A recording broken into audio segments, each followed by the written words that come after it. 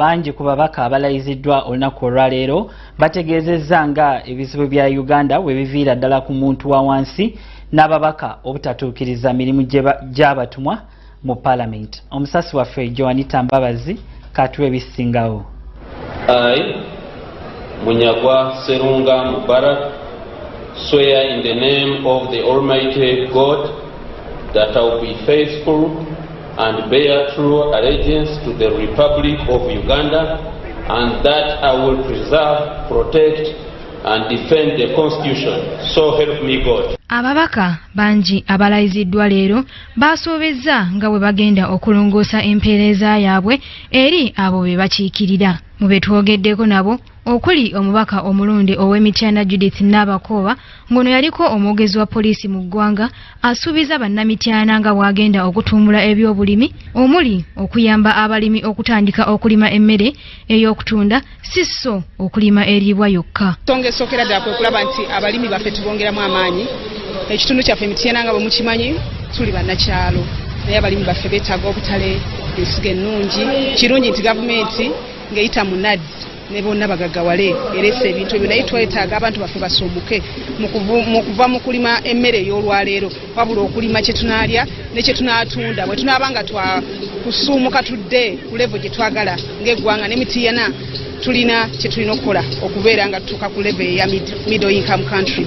Ye omubaka omukyala ow'Emayuge Julie Mukoda zaabwe agamba essira agenda kusinga kulisa ku byenjigiriza kuba abaana mu kitundu kye basinga kwenyigira mu mirimu egibawa ku kasente ne bava ku by'okusoma.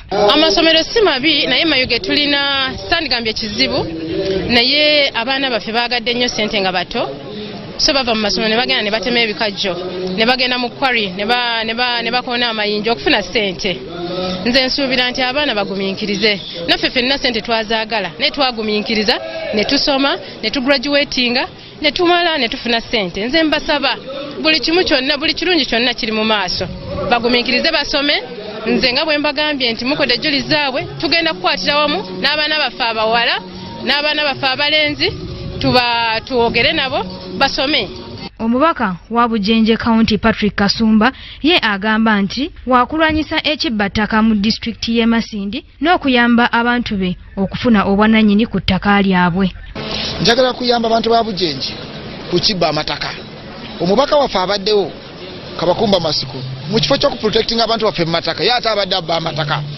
Kati n'okulwekyo njagala kuyamba abantu baffe ku kintu ekikwatagana n'eddembe lyabwe ku ttaka mbayamba okufuna ebyapa no mbayigezeeko n'okubayigiriza engeri basobola okukozesaamu ebyapa byabwe bulungi oba ettaka lyabwe bulungi. Kasumba yeebazizza omusajja wa Katonda Bishop Livingstone Kiganda gw'agamba nti essala ye yakola kinene nnyo mu kuwangula obubaka bwa Parliament.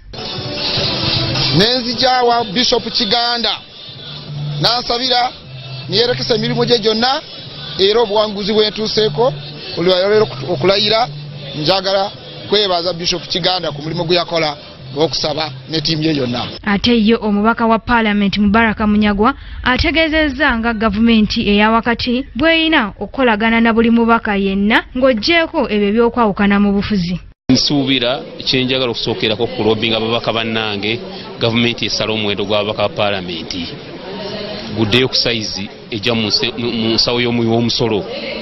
Otherwise tugenda kuteeseza mpozi mu golf course.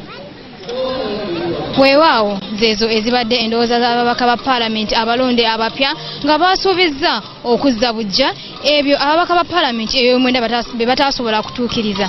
Ku Kingdom TV amalindirire nze Joanita Mbabazi.